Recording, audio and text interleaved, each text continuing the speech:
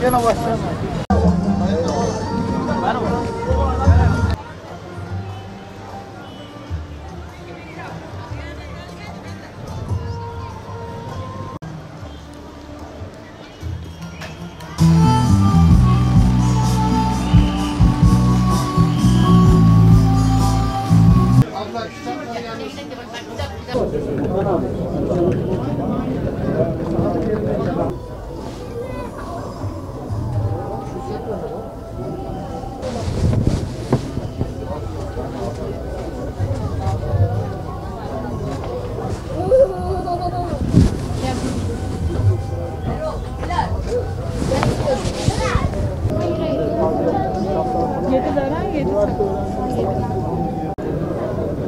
Var mı bizde?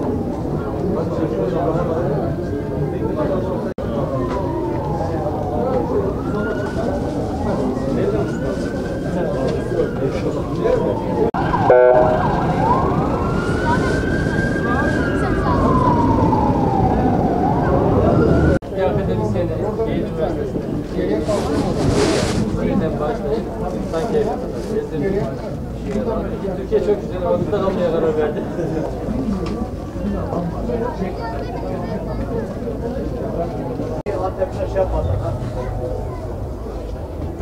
Daha bize gelmedi. Ha? Evet.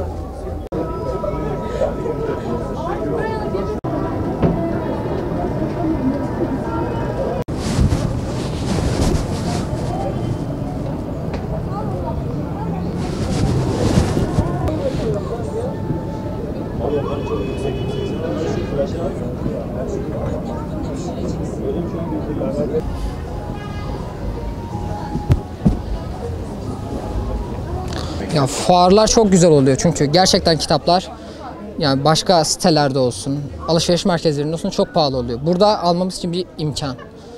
Ya, kitap okumak çok güzel bir şey. Nedir yani neden kitap okumalıyız? Ya, kültür açısından çok önemli.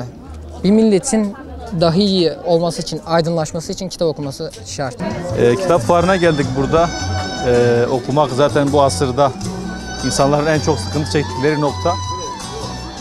Bu asırdaki insanların televizyon, radyo, o tarzdaki şeylerle iştigallerinden dolayı en çok sıkıntı çektiğimiz nokta okumak. Okumayla alakalı bu kitap fuarlarının düzenlenmesi en güzel zaten insanların istedikleri şeylerden bir tanesi. Kitap okumak insanı hem maddi hem manevi anlamda geliştiriyor. Özellikle manevi anlamda geliştiriyor.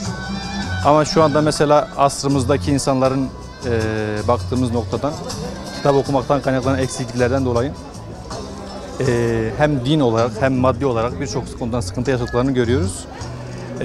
Bu kitap fuarları tabii bunların aşılması için çok güzel bir etkinlik oluyor. Bunların artırılması, daha da fazlalaştırılmasını istiyoruz, bekliyoruz yani. Kitap okumak zaten başlı başına muazzam bir şey. Yani insan bakış açısını geliştiriyor. Fuarda da çok yani güzel kitaplar var. Ben bunu buldum. Bir de en önemlisi yazarların burada olması, bazı yazarların burada olması ve onlardan imzalı bir kitap almak. Yani çok hoş bir şey. Gerçekten insanı sevindiriyor. Çok güzel bir hatıra oluyor yani. Kitap okumak, şöyle söyleyeyim, sosyal medya ve televizyon genelde radyasyon yaydığı için bunlar beyni uyuşturan şeyler. Yani 2 saat, farz misal 2 saat televizyon izlendiğinde beynin eski haline dönmesi için bir hafta beyin egzersizi yapılması gerekiyor. Bundan dolayı televizyon veya sosyal medya gibi etkenlere daha ağırlık verileceğine, kitap okunarak beynin daha da gelişeceğine, daha da kültürlü, bilgili olunacağına kanaat gösteriyorum yani. Tabii çok insanlar için faydalı kitap fuarı. İnsanların aslında kitap okuması lazım. Özellikle gençlerimizin. Biz artık orta yaşlı bir insanız ama gençlerimizin bir an evvel daha kitabı okuyarak daha Türkiye'nin geleceğine büyük bir katkı yapmasını bekliyoruz. Onun için de kendi oğlum da dahil, kızlarım da dahil olmak şartıyla ülkenin okuyarak kalkınacağına inanıyoruz. Şu andaki devlet büyüklerimiz kitap fuarları düzenliyorlar. İşte bazı şeylerde örnek oluyorlar.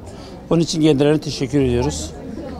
Allah ülkemizin dirliğini, birliğini daim eylesin diyorum. Yani şöyle biraz önce arkadaşıma da söyledim. Aslına bakarsanız ben Antep'te bu şekilde kitaba hani rağbet göstereceğini zannetmiyordum ama yine de fena değil, fena görmedim yani. İnşallah devamında gelir. Çünkü şehrimiz için bu gerçekten çok önemli. Hem şehrimiz hem ülkemiz için. Umarım devamı gelir çünkü gençliğin buna gerçekten ihtiyacı var. Çünkü okunması gereken bir gençlik gerekiyor bize. Bu da daha iyi boyutta yani daha iyi bir boyuta taşınırsa çok daha iyi bir gençlik büyüyecek, gelişecektir. Daha da iyi olur inşallah.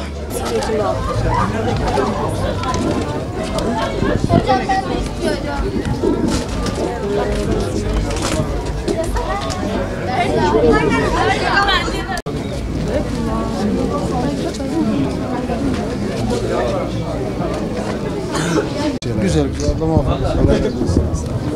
Hiçbir önemi yok. Kitap alacağım.